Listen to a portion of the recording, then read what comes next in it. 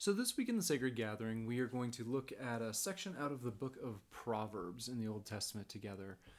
As I was preparing for this, I started to realize I'm not sure I've ever actually taught out of Proverbs before, and I don't think I'd ever heard a sermon on Proverbs before. And as I dug in, I think I figured out the reason. Proverbs itself, as a book, is something of a misnomer.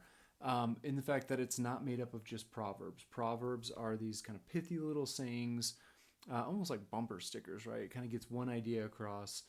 And the book of Proverbs overall is this collection of these sayings from many different authors, collected probably and re edited and stuff over many different times, but not always just Proverbs either.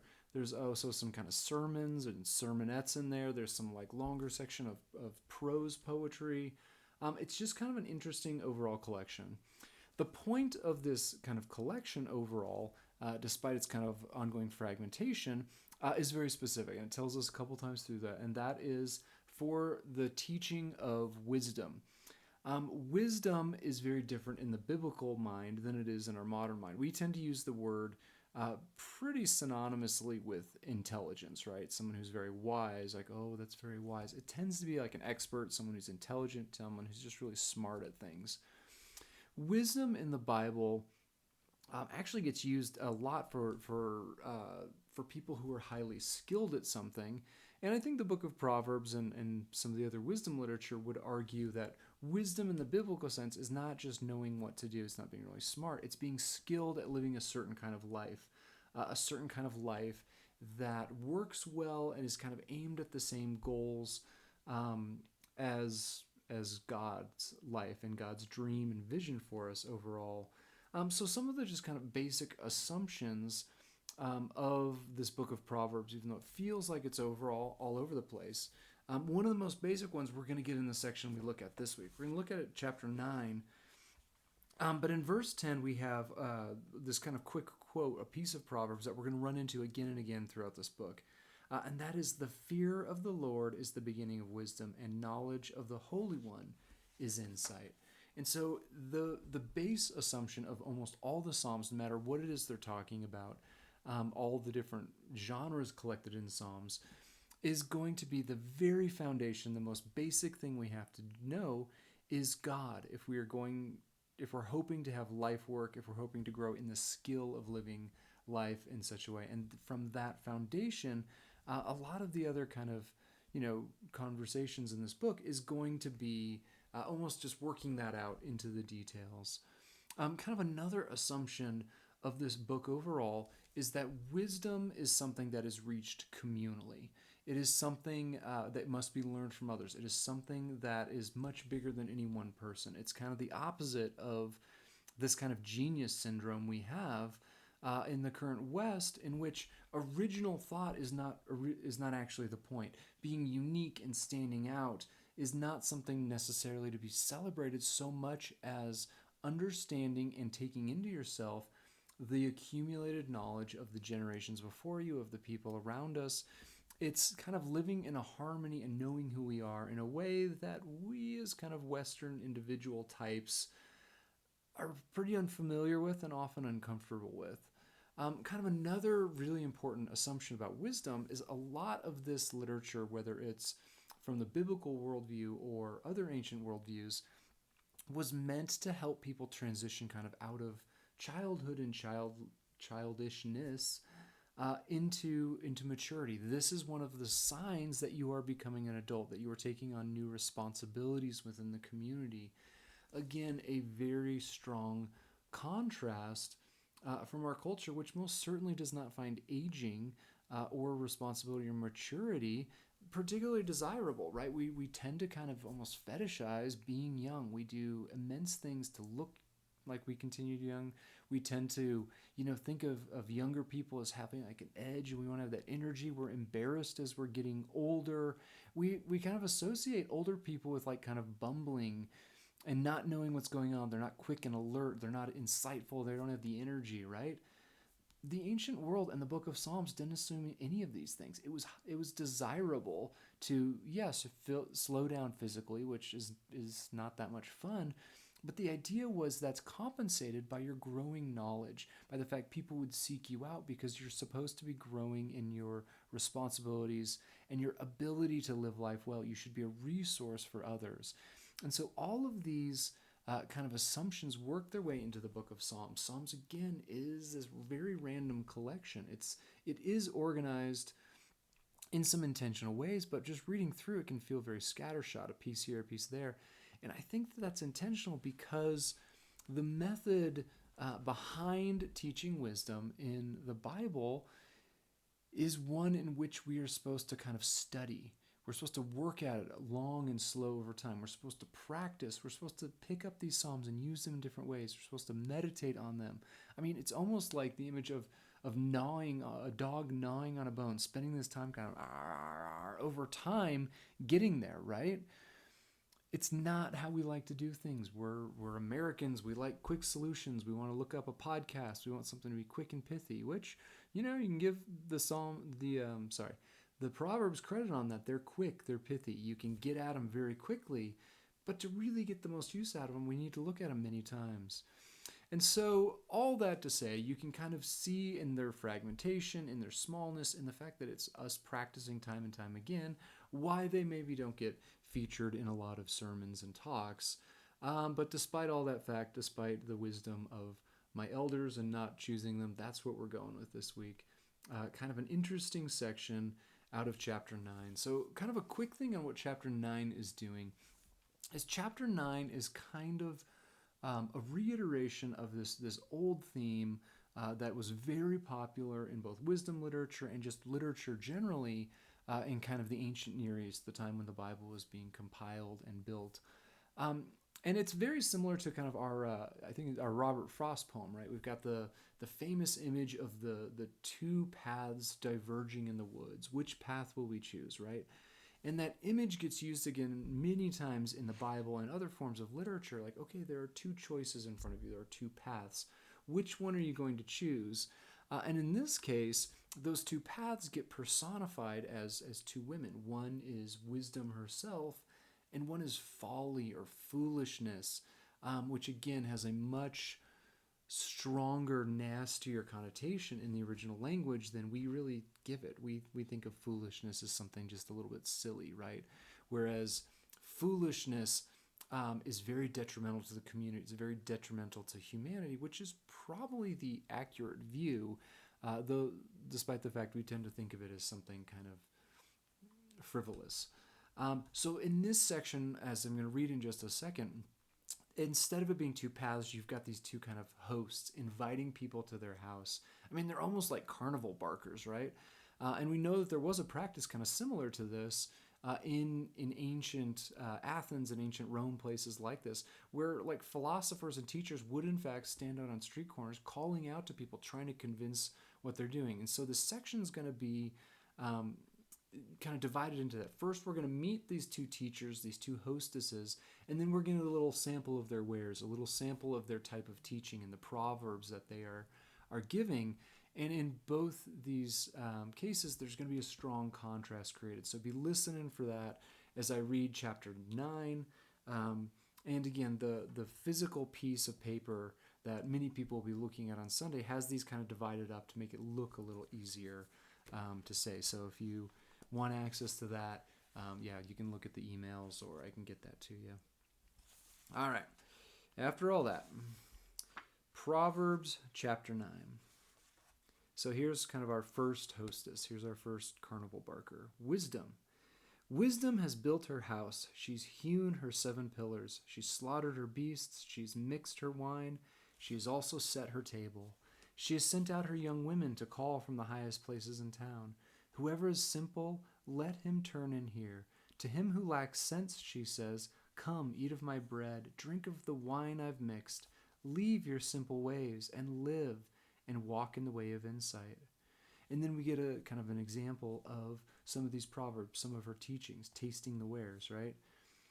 Whoever corrects a scoffer gets himself abuse, and he who reproves a wicked man incurs injury. Do not reprove a scoffer, or he will hate you. Reprove a wise man, and he will love you. Give instruction to a wise man, and he will still be wiser. Teach a righteous man, and he will increase in learning.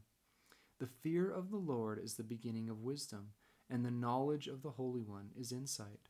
For by me your days are multiplied, and your years will be added to your life. If you are wise for yourself. If you scoff, you alone will bear it. And now let's meet the rival. Let's meet Folly. The woman Folly is loud. She's seductive and knows nothing. She sits at the door of her house. She takes a seat on the highest places of town, calling to those who pass by, who are going straight on their way. Whoever is simple, let him turn in here. And to him who lacks sense, she adds, stolen water is sweet, and bread eaten in secret is pleasant. But he does not know that the dead are there, that her guests are in the depths of Sheol. So the first thing we're gonna do on Sunday when looking at this is simply just kind of do a comparison between these two women first, right? And I'm looking forward to hearing kind of what people's impressions, what people's thoughts are on the contrast in the way the Bible talks about wisdom on one hand and folly on the other. Just a few of my kind of observations were, one is wisdom is speaking through other voices, right? There's not just one big loud voice. She sends out her servants and is kind of enticing, inviting a little more subtly, despite the fact she also is calling out and telling about what she sells. Folly, on the other hand, is pretty easy. It's pretty hard to miss. She's just yelling at you. She's got one voice. She's loud, and I can't help but wonder if there's not something there in that imagery about wisdom coming from many different sources, of having many different voices versus the number of, kind of silver bullets we're always looking for in this culture. The one thing we need to do, and then everything will fall into place. Just one thought, one image. I like what they both are calling out to the simple, right? Wisdom is saying, leave your ways of being simple. Stop doing what you're doing. It's not working. You're simple. And folly, on the other hand, is more or less saying, you don't have to change. You're great as you are. Just indulge. Be yourself. Do your thing, right?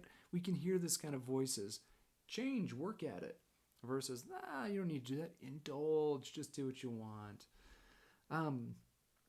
I think maybe I'm reading too much into this, but one image I caught is wisdom is talking about the animals she's killed. She's talking about the wine that's there. It's the image of abundance. It's the image of feasting and celebrating versus that kind of quick little shot from Folly, right? She talks about stolen water and stolen bread. And what feels like maybe because it's quick and easy, in the end ends up just being the basics. Bread and water. It'll keep you alive, but it's not the feasting that wisdom is potentially inviting us into. It's not the good stuff. It's not the real party that we take the cheap version. Maybe it's the fast food version versus the kind of slow cooked version of something. I think another really strong image I was struck by in there, and this is going to be picked up in Deuteronomy, this is going to be picked up in a lot of the two paths language, is just wisdom is offering life, and folly, despite the fact it looks like it, is offering death. And that contrast is a very intentional one, talking about wisdom versus death. So let's compare kind of some of the Proverbs, some of the things that they're talking about real quick. I would say one important thing to point out is wisdom's definitely more work, right? You hear these Proverbs. I mean, they're actual Proverbs versus, well, I guess the other one's an actual proverb too, which we'll get to in a second, but they're Proverbs that could show up other places, but there's some wisdom to them, but you can't just kind of breeze over them. They're not quick and easy, unlike that one little proverb that is given to folly, right? There's stuff you got to think about. There's stuff you're going to go, okay, how does that actually apply? How does that actually work? Wisdom is more work. Being foolish is easy. It's loud, and it's going to offer easy answers. It is interesting that the proverb, they each got their proverbs, right? The proverb quoted actually is a Middle Eastern proverb from the time. This one talking about, the stolen water is sweet and bread eaten in secret is pleasant. It's a proverb. It's one that would have been in the culture, but it's not one that the collectors and the writers of the Bible would have agreed with. And so it's there. It sounds easy. It sounds quick compared to having to work at this kind of cluster of proverbs on the other hand. And yet again, the invitation is to a richness or to something that's quick and easy but doesn't ultimately satisfy as much. There's also kind of a little pun running through Folly's section, which doesn't make it into English very well. But there's a couple of different words that are playing on this idea of knowing. Like, again, in the Bible, knowing is often a euphemism for deep knowledge. It's a euphemism that gets used sexually as well, right? They knew one another biblically. We still kind of hear from the old King James. But in the Bible, knowing something is, again, not having head knowledge of it. It's a deep heart knowledge. There's a deep investment in it. And in Folly's description, there's this pun that we can't really get in the English, but it says, "The woman Folly is loud, she's seductive and knows nothing." And then again, she's going to talk to the simple. It's going to talk about everyone going by, just this kind of emptiness, this simplicity. Again, the seductiveness, which are all roots and based on the same idea that if you aren't investing anything, if your heart is not in it, it's going to remain empty. It's going to remain kind of hollow. And even the word that's used talking about the dead, it's not talking about physical corpses. It uses this image from the ancient world of these shades in the underworld, of these kind of empty, shadowy things that may not even realize that they are in fact dead, that they're not full people anymore. Just a lot of great kind of interesting imagery in there. And then we contrast that with, of course, this core verse that shows up in verse 10 again. "The fear of the Lord is the beginning of wisdom, and the knowledge of the Holy One is insight." And one of the biggest insights we can get from this section and Proverbs overall is the starting place is knowing God, of knowing who God is, of knowing what God values, of applying the things that God values. That's the real core of what wisdom is. And so if we know the character of God, if we have experienced the character of God in community, in our own lives, in studying and meditating on who God reveals himself to be, especially in Jesus, right? When we know who God is, we're going to find the rest of the Proverbs working out the details is something that's going to come a lot easier if we know the kind of things God wants us doing in the world, the kinds of values that God is. When we know God, we are going to be able to work our way to wisdom. And other tools like the Proverbs or other sections of the Bible are going to make much more sense because we know the author. We know kind of generally what he is aiming at. And then the details on these sorts of things can become a gift at that point, a working through, the master craftsman teaching us how life works best versus what we tend to do with it. And so, again, the invitation for us all is to wrestle with some of this stuff. Will we choose wisdom? Will we choose folly? I hope most of us listening to this, most of us would be interested in choosing wisdom. And so my question is if it is a long, slow method, if it is very different than what we are being offered in our culture from a lot of the different levels that we talked about, what's the invitation to follow wisdom? What are you going to do about it? How are we together going to try to grow more wise, to grow in the skill of living life well and in the way God invites us to live it?